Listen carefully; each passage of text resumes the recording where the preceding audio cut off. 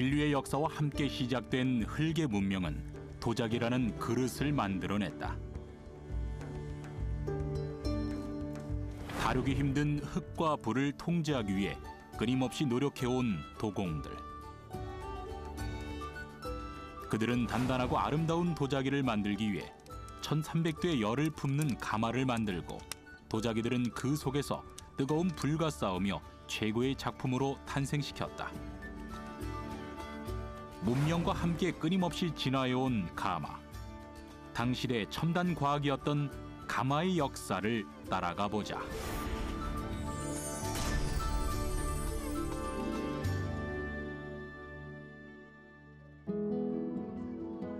소백산맥 산줄기가 첩첩이 둘러싼 경상북도 문경. 이곳에서는 매년 봄이 되면 전통 찻사발 축제가 열린다. 흙을 경험하지 못한 사람들도 이곳에서는 도공이 되어 손길이 닿는 대로 만들어지는 흙의 매력에 빠져든다.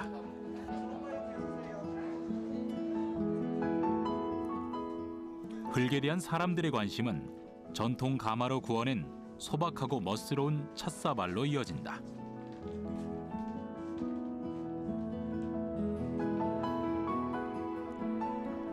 이곳 지역에서 생산되는 찻사발과 사기는 대부분 망댕이 가마라고 불리는 전통 가마를 사용해서 구워내고 있다. 흙이 좋고 땔감이 풍부한 문경에 정착한 도공들의 경험으로 만든 것으로 200년 가까이 도자기의 혼을 불어넣고 있다. 전통 가마의 명맥을 유지하고 있는 문경의 망댕이 가마. 망댕이란 말은 길이 20에서 25cm의 굵기로 사람 장단지 모양의 진흙덩이에서 유래됐다. 가마를 축조할 때 흙벽돌로 초석을 쌓고 그 위에 망댕이를 진흙과 함께 높이 쌓아 올리는데 뾰족한 끝부분들이 점차 안쪽으로 모여들면서 천장이 아치형을 이룬다. 진흙과 망댕이가 엉키면서 힘이 분산돼 높은 온도에도 천정이 견딜 수 있는 힘을 얻게 되는 원리를 이용했다. 이 가마의 특징은 밑에 속에 1300도까지 올립니다만은 손을 이렇게 대도 끝부분에는 열이 전달이 되지 않습니다. 이제 이 가마를 저을 때 이제 경사는 15도 정도를 준 다음에 이 안에 이제 망댕이 가마로 방구형으로 만들어서 이제 축조를 하는데 이게 불이 나가는 이 구멍은 살창 구멍이 있습니다. 이 살창 구멍에서 위로 불이 전달이 되는데 첫 번째는 7개가 되면은 8개, 9개, 10개 위로 올라갈수록 한 개씩 늘어나게 되어 있습니다. 이제 불을 떼게 되면 그 열로 이 가마에 도자기를 구울 때 불이 안에서 돌게 되어 있습니다. 망댕이 가마에 대한 기록이 처음 등장한 것은 19세기 공인 지규식이 쓴 하제일기다.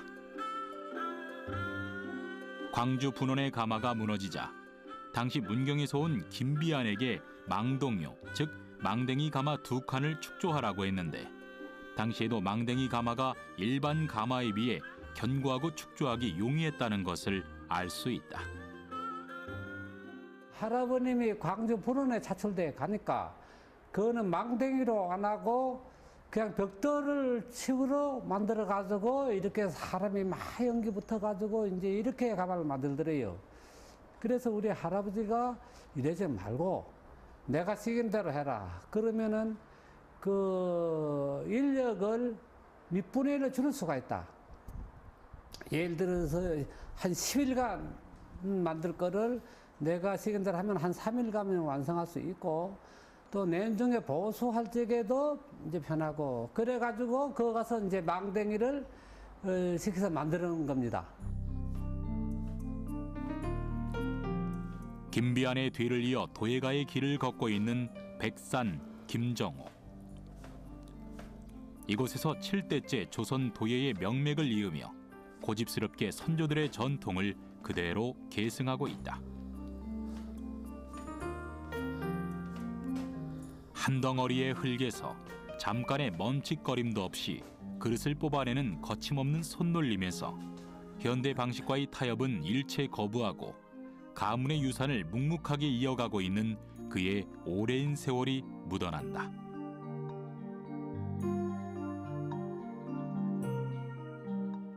우리 전통 도에는 가스가마나 기름가마나 전기가마를 근거로 전통 도자기라고 할 수 없습니다.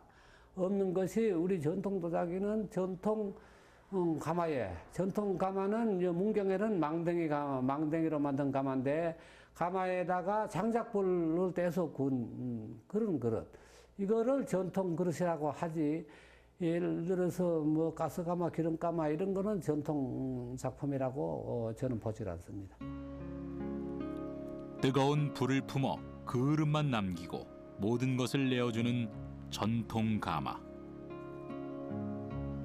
전통 가마는 우리 삶에 어떤 변화를 가져왔을까?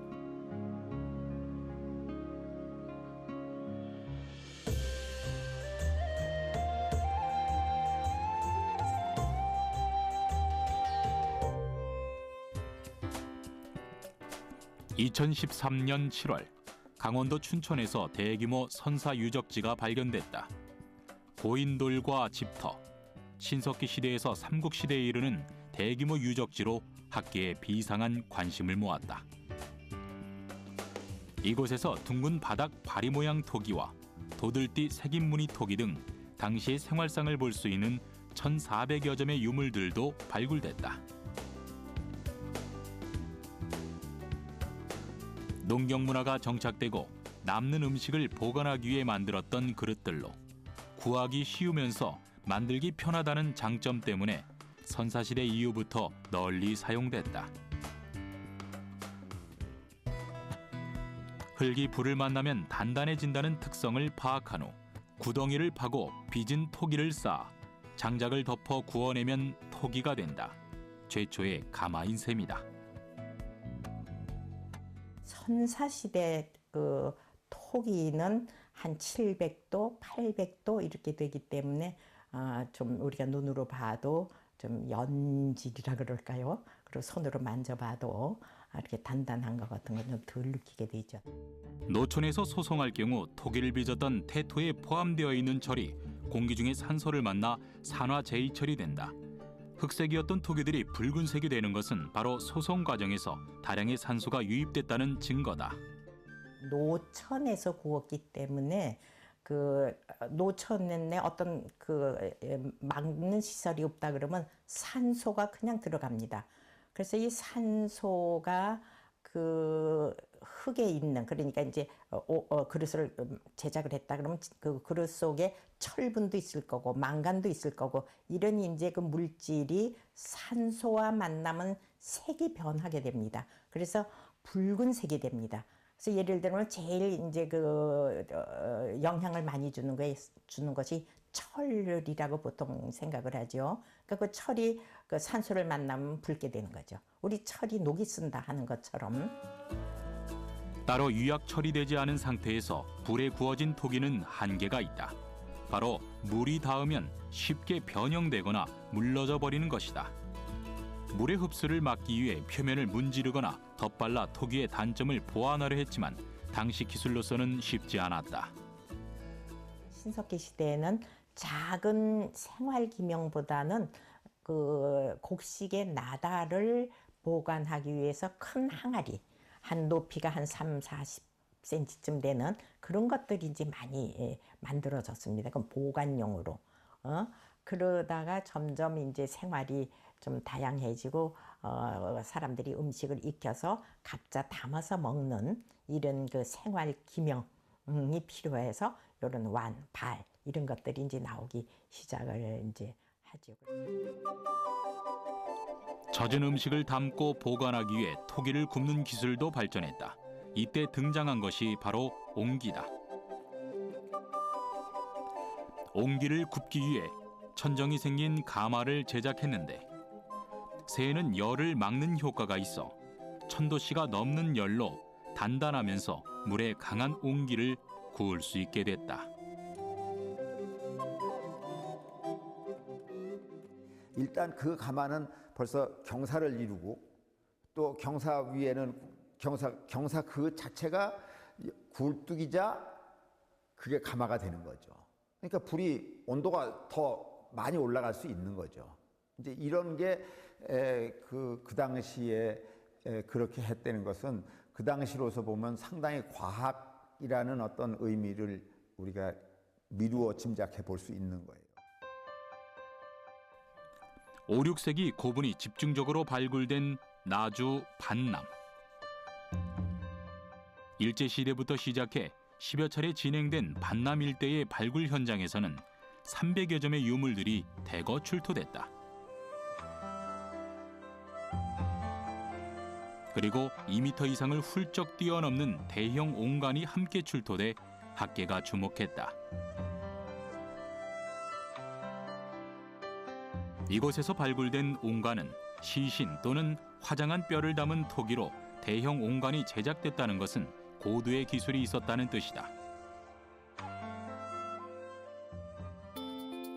과연 대형 옹관엔 어떤 과학기술이 숨어 있을까?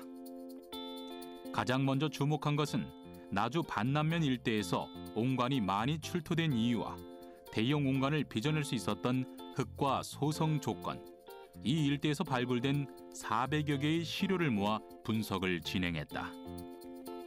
그 결과 약 20%의 석영과 장석 비짐이 혼합된 것을 확인할 수 있었다. 반남면 일대의 흙에 석영과 장석을 8:2 비율로 배합한 것으로 견고한 대형 옹관을 만들기 위한 그 시대의 지혜였다. 비짐들은 이제 첨가가 됐을 때 이제 다량의 공국들을 또 만들어 줍니다. 이러한 공국들은 이제 간접적으로는 옹관의 전체적인 무게를 감소시키고 또 물성을 유지할 수 있는 그런 역할을 했을 것으로 이제 판단이 됩니다. 그래서 이러한 원료 배합은 그 대형 옹관의 두꺼운 기벽을 유지하면서도 그 소성과 그 건조 과정에서 나타날 수 있는 그런 결함 발생 가능성을 낮춰주는 그런 역할을 했을 것으로 이제 판단을 하고 있습니다. 옹관 유적지 최초로 대형 옹관을 굽던 가마터도 발견됐다. 처음에 가마가 발견되면서 그 안에서 이제 옹관을 제작을 했다라는 흔적이 보이기에 굉장히 놀랐습니다. 일단 가마 형태가 저희들이 기존에 생각하는 옹관의 그런 그 기본적인 도명의 형태가 아니거든요. 그래서 형태가 추정했던 거하고 전혀 다르게 기존의 토기의 그 가마 양식을 가지고 있다는 점이 이제 굉장히 놀랐던 겁니다. 발굴 과정에서 총 68기의 가마가 확인됐는데 2m가 넘는 옹관을 특별한 장치 없이 일반 가마에서 구웠다는 것은 당시 가마 제작 기술이 얼마만큼 뛰어나는지를 말해주고 있다. 앞부분에 아궁이하고 연소실하고 소성실의 일부 부분을 천장 부분을 좀 나중에 좀 만든다는 점이 가장 큰 특징입니다. 발굴된 형태를 토대로 가마를 복원해 본 결과 먼저 가마의 형태를 만들고 땔감을 넣는 아궁이와 옹관을 놓는 소성부, 굴뚝순으로 땅을 팠다. 이후 가마 벽면과 중앙에 나무 기둥 지지목을 세우고 대나무를 휘어 천정 골격을 짠 후에 삐풀 혹은 볏짚으로 지붕틀을 만들었다. 그리고 진흙과 볏짚을 섞어 덮은 후 성질이 다른 진흙을 부분적으로 말리면서 마무리를 한다. 이렇게 제작된 가마에 불을 올린다. 처음 장작을 넣어 100도씨를 만든 후 100에서 600도씨까지 장작을 계속 넣어 불꽃이 타오르게 한다. 가마의 파손을 막기 위해서는 불의 온도를 서서히 올리는 게 관건이다.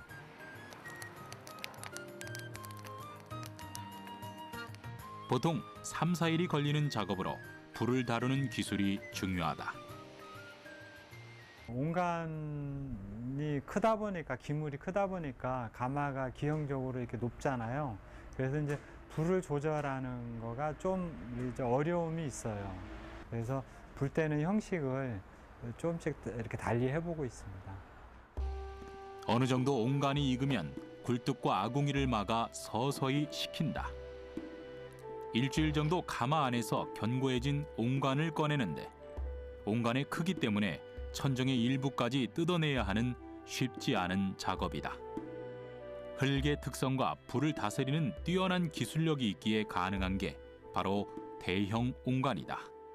불과 물 그리고 흙의 그 이용에 관해서는 지금도 흉내내기 어려울 만큼 최고의 하이테크를 만들었다고 생각합니다. 이것은 그 하루 이틀 사이에 만들어진 것이 아니라 아주 굉장한 시행착오와 경험 속에서 터득한 그들 나름대로의 기술력이 그런 그 옹관을 만들었을 것이라고 생각합니다. 가마를 통해 새로운 문화를 창출했던 시대. 전통 가마의 발전은 생활사의 변화를 가져온 도전이었다.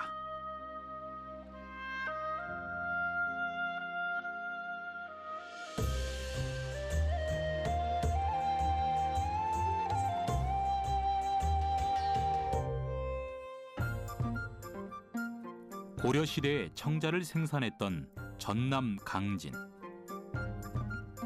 도자기 전성시대를 이끌었던 가마의 형식을 확인할 수 있는 곳이다.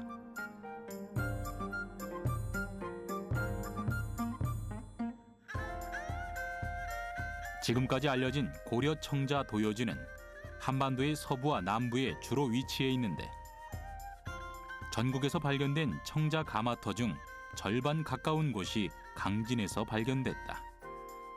강진은 고려시대 500년간 운영을 했기 때문에요. 강진의 대구면과 칠량면에 현재 조사된 바로는 188개소의 가마터가 확인이 됐습니다. 여기서 그 가마터 한 개소라고 한다는 거는 지표에 청자를 구웠던 가마 벽체 편이나 그리고 생산품이었던 청자편, 그리고 청자를 생산할 때 쓰였던 요도구들의 편들이 산재에 있는 일정한 범위의 공간을 말하는 겁니다. 5월 국가의 교류가 활발한 시기, 중국의 도공들이 강진 지역을 중심으로 유입되면서 청자 기술이 우리나라에 전해졌는데 당시 중국 5월국 월주요에서 생산된 청자들은 탁한 빛깔을 낼 뿐 아니라 녹갈색이 줄을 이루는 것과 달리 고려 청자는 초기에 잠시 녹갈색을 띄었을 뿐 점차 색이 연해지고 맑아졌다. 중국에서 들어온 청자 제작 기술이 점차 우리식으로 바뀌었다는 증거다. 강진 청자 요지에서 가장 이른 시기로 지금 꼽히고 있는 용운리 63호의 같은 경우는 청자의 색깔이, 유약의 색깔이 약간 녹갈색을 띠고요. 질이 그 표면이 그렇게 좋지는 않습니다. 모래가 좀 섞여 있다거나 그렇고 그릇의 종류도 단순하고 문양도 거의 없습니다. 그런데 이제 고려 중기로 넘어온 사당리 7호나 박물관이 있는 이곳 사당리 23호에서 출토된 편을 보면 그 원료를 수비하는 기술이 굉장히 발달을 해서 표면도 매끄럽고 비색의 유약도 개발이 되고요. 또 문양을 표현하는 상감, 투각, 퇴화, 그리고 철체 상감과 같은 다양한 문양 표현들이 발달을 합니다. 비치옥색 또는 비밀스럽고 신비한 색이란 뜻을 가진 고려 청자의 비색. 비가 지나간 뒤에 맑은 하늘빛을 닮은 고려 청자는 당시 도자 예술의 절정으로 우리나라뿐 아니라 중국에서도 최고라 극찬했다.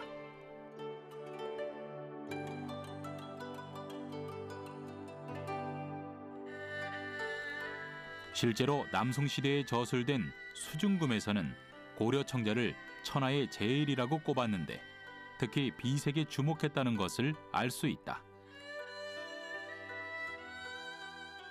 태평노인이라고 노인이라고 하시는 분이 쓴 그 수중금 안에 보면 전 세계에서 1등품이 뭐냐를 꼭 보이는 게 있습니다. 그때는 이제 이 천하라는 개념이죠. 세계라는 게.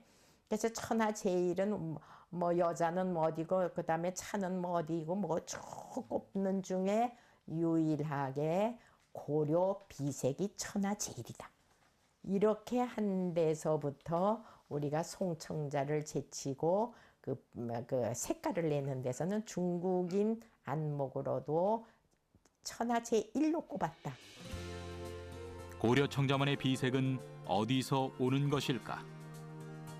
청자의 박편을 이용해 흙과 유약 그리고 소성 기술 등을 분석해 본 결과 청자를 빚을 때 쓰는 태토에 비밀의 열쇠가 있었다. 청자의 특징 중에 하나인 비색 청자를 볼 것 같으면은 그 비색 청자의 범위가 그 철분의 영향을 가장 많이 받고 있는데 그것이 그 소성 분위기 중에서 얼마만큼 산소가 부족한 상태인가에 의해서 결정이 됩니다.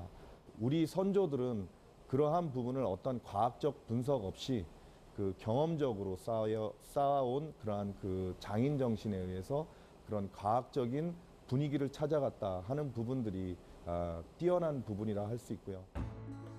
청자의 비색을 내기 위해 좋은 흙을 찾아다녔던 고려시대 도공들. 그들이 강진에 정착했던 이유 중 하나가 바로 흙 때문이었다. 청자의 비색을 만드는 흙을 번조하기 위해서는 3% 내외의 철을 함유해야 하는데 그보다 적으면 연두색에 가깝고 그보다 많으면 어두운 녹색을 띠게 된다. 실제로 강진 지역의 흙에는 청자 빛깔을 냈을 때 가장 아름다운 색이 나오는 3% 정도의 철분이 함유돼 있었다. 고려시대 청자 같은 경우에 대략 평균 철분 한 3% 내외를 함유하고 있습니다. 이러한 철분을 함유하고 있는 도자기는 아까 말씀 가마에서 불을 피울 때, 다시 말하면 번조를 할 때 어떤 분위기냐가 색상을 결정하는 관건이 되어버리거든요. 상감 기법을 활용해 만드는 고려 청자는 불을 다룰 때도 까다롭다. 다른 빛깔을 내는 흙을 덧바르거나 시유를 함으로써 모든 색이 잘 발현될 수 있게 해야 하는데 가마의 발전이 없으면 이루어질 수 없는 기술이다. 고려시대 청자를 만드는 가마는 길게는 4m 내외까지 하나로 연결돼 있는 통가마다. 불이 끝까지 연결될 수 있게 해야 하는데 이를 위해서 가마를 언덕을 오르듯 비스듬히 축조했다.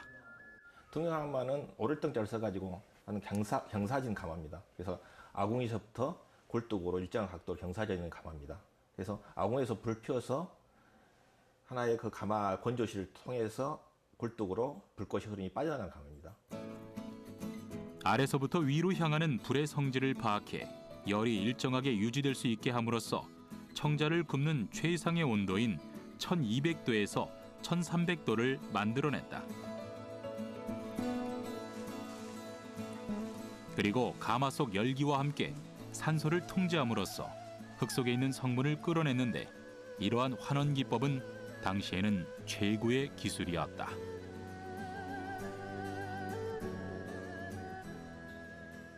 이 구조물을 완전히 이렇게 열었을 경우에는 이 안으로 많은 공기가 들어오기 때문에 이 안에 가마 안에 내부의 공기는 상대적으로 줄어들어 환원 번조가 이루어지고 만약 이걸 닫아버리게 되면은 가마 안에 공기가 많이 유입되어서 산소가 많아서 산화 번조가 되는 것입니다.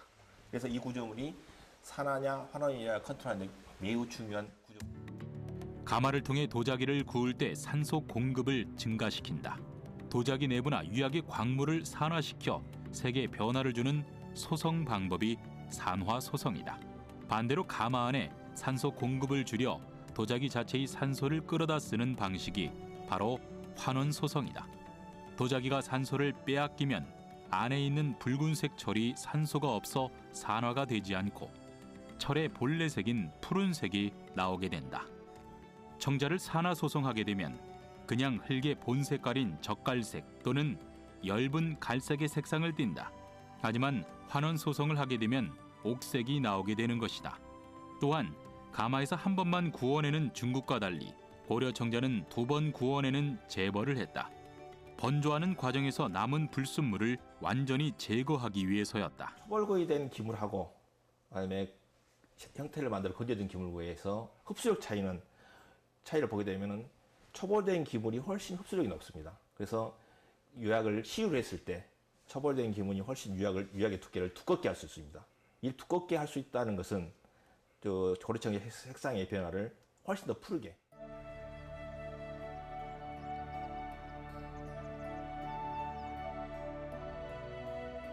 한정된 재료로 최고의 청자를 만들기 위한 노력들은 또 어떤 것이 있을까? 청자 가마의 해답을 찾기 위해 강진과 함께 대표적인 청자 도요지로 알려진 전북 부안을 찾았다.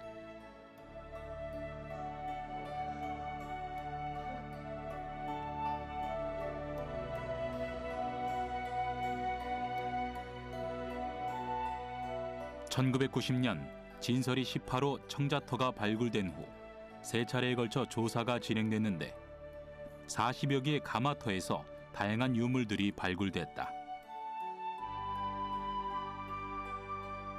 고려 청자의 초기에서부터 쇠퇴기까지의 과정을 볼 수 있는 강진과 달리 독보적인 상감 기법을 가진 화려한 청자가 다수 출토된 것이 가장 큰 특징이었다. 저희 부안청자는 청자가 가장 전성기였을 12세기 후반부터 13세기에 걸쳐서 한 150년 정도 운영이 됐습니다.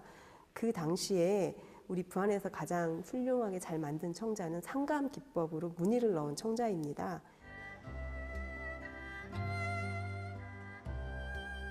다채로운 형태와 화려한 문양을 지닌 부안 지역의 청자.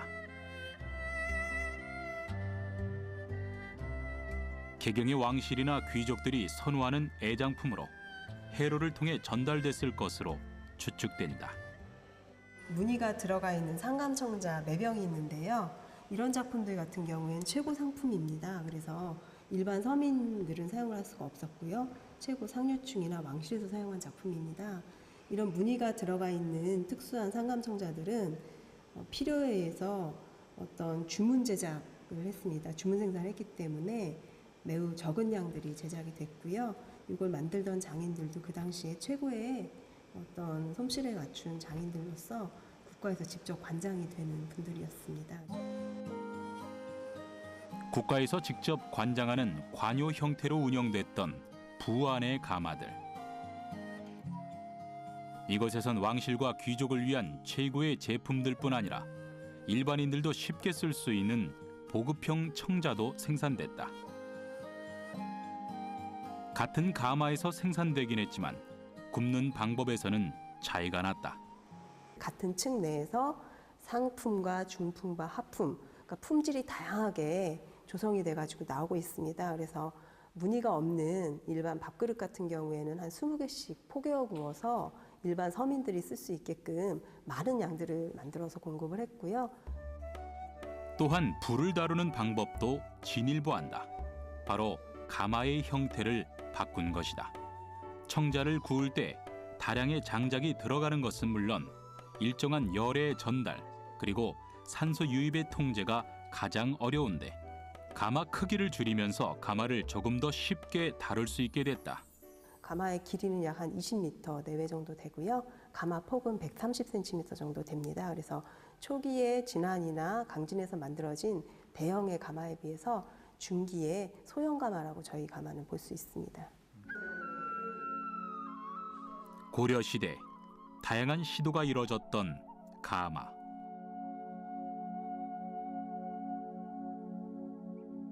조금 더 아름다운 것을 찾고자 하는 욕망이 가져온 변화였다.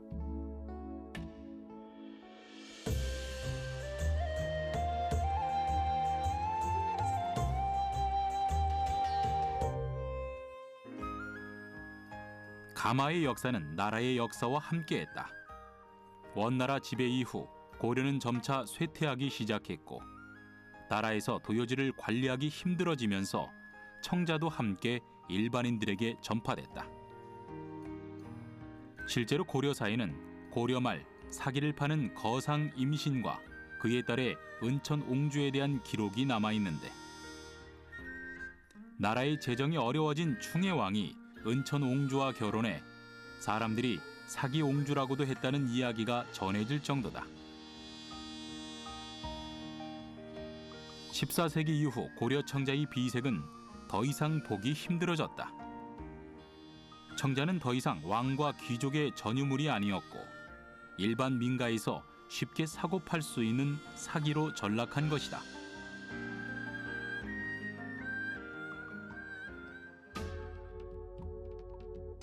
이 시기 강진 지역 일대를 중심으로 왜구들의 침입이 잦아지면서 강진에 있던 도공들은 다양한 지역으로 흩어졌다.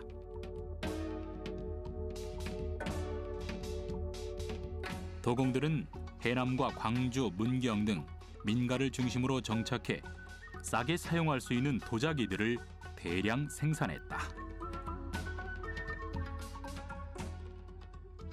국가가 아주 번성했을 시기, 그때는 도자기도 발전을 해요. 근데 국가가 자꾸 쇠망하면 도자기도 같이 쇠망해요. 그것은 그만큼 비용이 들어간다는 얘기죠. 연료도 필요하고 인건비도 필요하고 뭐 이런 게 되죠. 각 지역으로 흩어진 도공들은 청자를 빚을 수 있는 흙을 찾으려 노력했지만 쉽지 않았다. 그래서 등장한 것이 바로 색보다는 문양과 기교가 강조된 분청삭이다.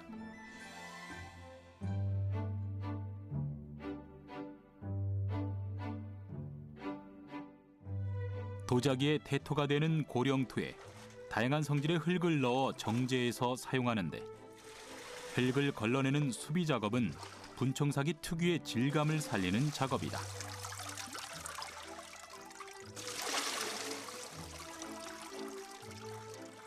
이제 도자기 용으로 할 때 이제 수비라고 그러죠.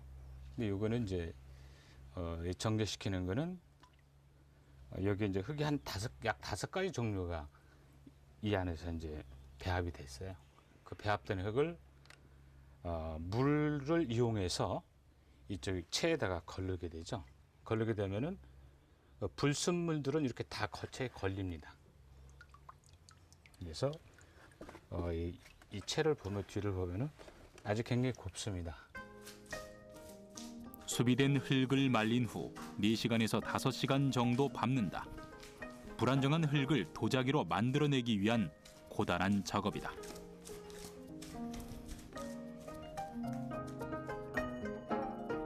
이 과정을 통해 흙은 점질이 높아지고 구울 때 수분이 일정하게 작용된다.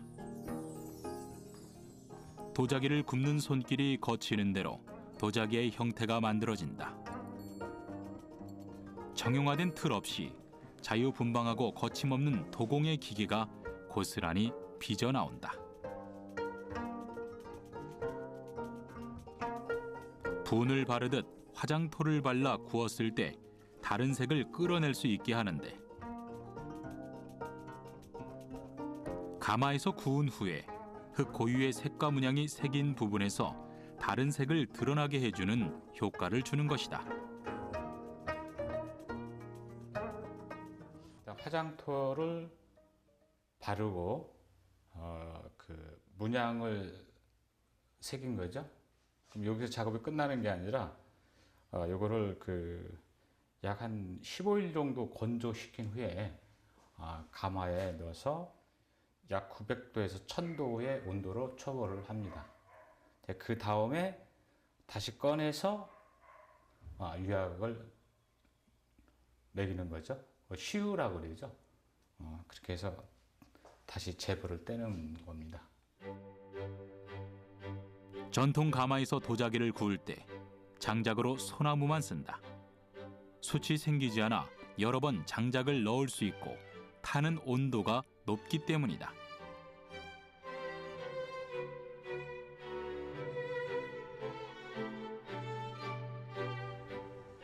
장작까지 준비가 되면 가마에 도자기를 넣는 재임을 한다.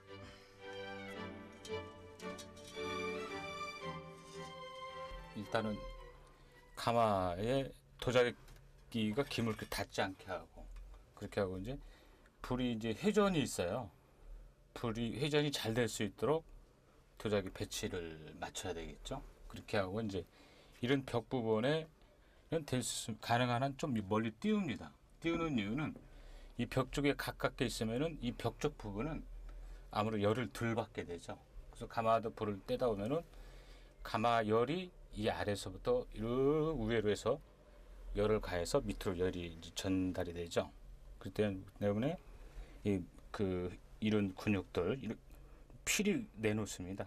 그런 이제 불이 회전이 잘 될 수 있도록.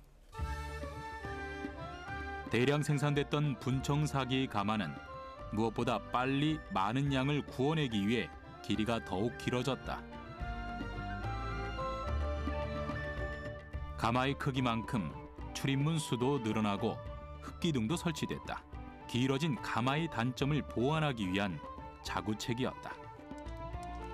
분청사기가 구워지는 온도는 1300도씨 이상이다.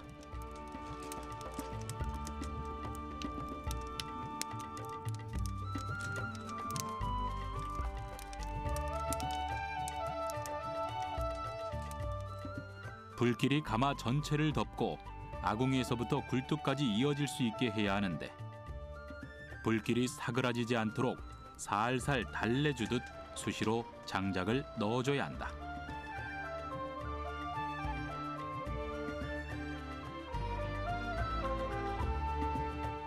하루 꼬박 불을 품고 있었던 가마가 식으면 흙과 불이 만들어낸 도자기가 완성된다.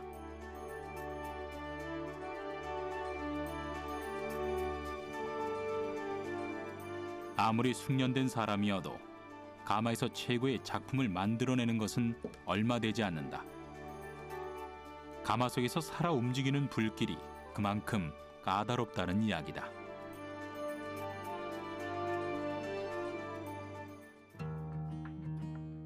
까탈스러운 전통 가마는 청렴함과 결백함을 미덕으로 하는 성리학과 유교의 나라 조선 개국과 함께 또 한 번의 변화를 맞이한다.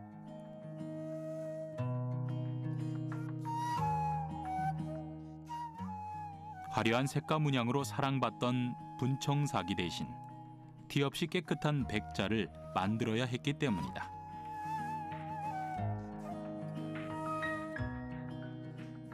조선 왕조는 이제 국가의 이념이 성리학이었습니다. 그다음에 많은 사대부들이 이제 백자를 선호했고 특히 15세기 때 세조 임금은 중국에서 들어오는 백자의 코발트로 무늬를 그린 소위 청화백자를 굉장히 좋아했습니다. 그래서 이 세조가 재위 13년간 임금을 하는데 어떻게 하면 이런 좋은 백자와 그야말로 청화백자를 만들 수 있을까, 이걸 굉장히 고민을 했습니다. 그래서 백자를 이제 만드는 국가가 직영을 하는 공장을 경기도 광주에 세웁니다. 조선 건국 후 공남용 도자기 관리를 전담해왔던 사홍원은 백자가 국가 주도로 관장되자 사홍방으로 확대 개편됐다. 백자의 생산을 위해 도요지를 설치하는 등 체계적인 관리도 이루어졌다. 당시 전국에 설치된 도요지 중에서 한성과 가깝고 연료와 흙, 운반이 용이한 광주 지역에 사홍원 분원을 설치한 것이다. 지금까지 발굴된 유적지만 해도 340여 개.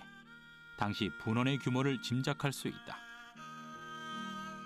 420년간 왕실과 중앙관청, 양반가 등에서 사용되는 모든 도자기가 백자였던 만큼 분원 관요는 완성도 높은 작품을 만들기 위해 다양한 노력들이 시도됐다.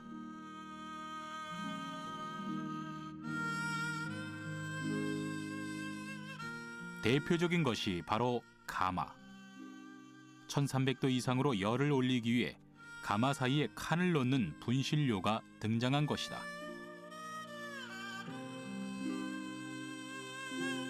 분실료는 불이 칸막이에 부딪혀 열을 한 번 더 돌게 한 후 다음 칸으로 가서 소성되게 한 것으로 열을 더 오래 품을 수 있다는 장점이 있다.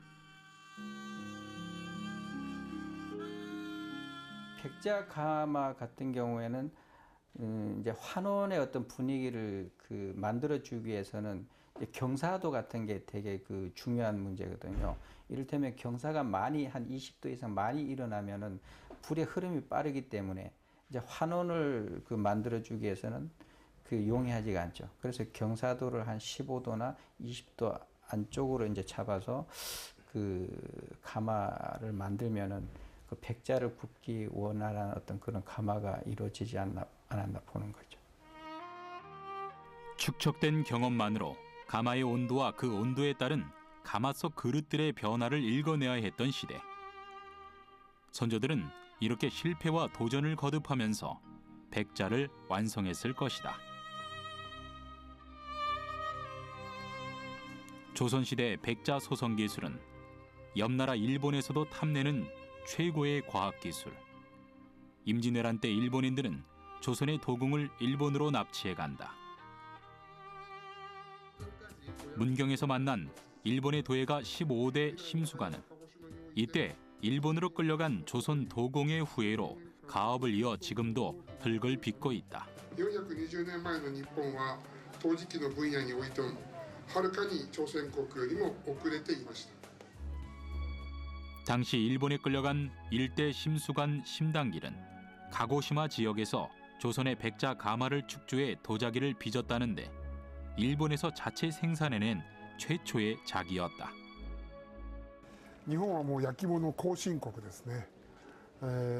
おそらくですね、上流階級の人たちは中国から輸入した器を使っていたと思いますけれども、一般の人たちはもういわゆる素焼き、釉薬がかかっていない素焼きの焼き物、あるいはもう木をくり抜いたようなものを使っていたんだと思います。 일본으로 끌려가 조선을 잊지 못한 도공은 조선에서 가져간 유약과 흙으로 빚은 그릇을 만들었는데 바로 히바까리 다완이었다. ヒバカリ茶碗というのは現在私たちが理解しているものは、土は朝鮮の土、それから釉薬も朝鮮の釉薬、そして作った陶工も朝鮮の陶工ということで、日本のものは火だけ火ばかり、用いたということからヒバカリ茶碗というふうに言われている。 우리나라에서 꽃피운 도자 기술이 조선 도공들에 의해 전수되면서 일본의 도자기사는 급변했다. 일본 도자사는 우리 조선 도공들이 만든 것이었다.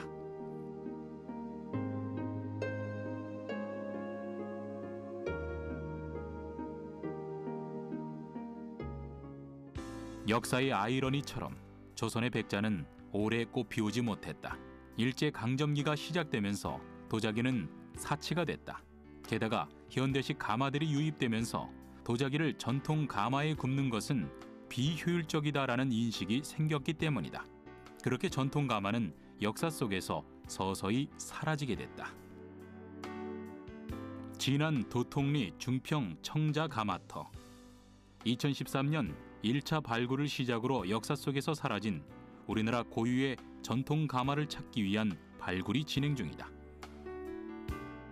이번 작업에서는 초기 청자 가마 형태를 확인하는 것을 목표로 두고 있다.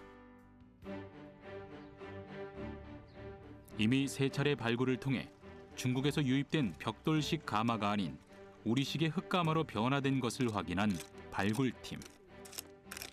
한국에 정착되면서 한국식으로 변화가 되는데 이 도통리는 뭐냐면 중국식 도자기의 특징인 해머리 구업의 초기 단계에서부터 한국식으로 완전히 변한 단계까지가 나타나고 있기 때문에 한국 도자사 발달 과정에서 가장 중요한 유적이라고 보고요.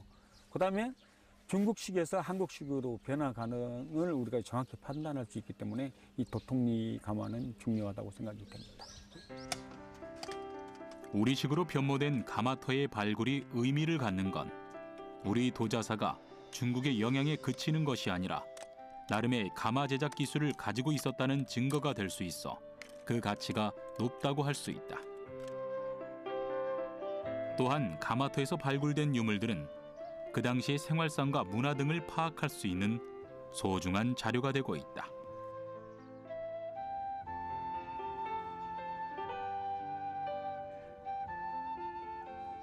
여기 도통리는 뭐냐면 주 용도가 우리나라가 통일신라 이후부터 차 문화가 발생됐기 때문에 차완, 차끝으로 쓴 겁니다.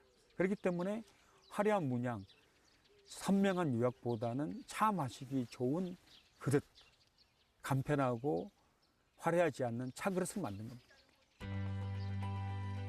외교, 교류와 문화, 그리고 수준까지 짐작할 수 있는 사료로 평가받고 있는 가마. 지금도 각 지역에서 이루어지고 있는 가마터 발굴은 우리가 살아온 길에 대한 발자취를 찾아가는 역할이 될 것이다.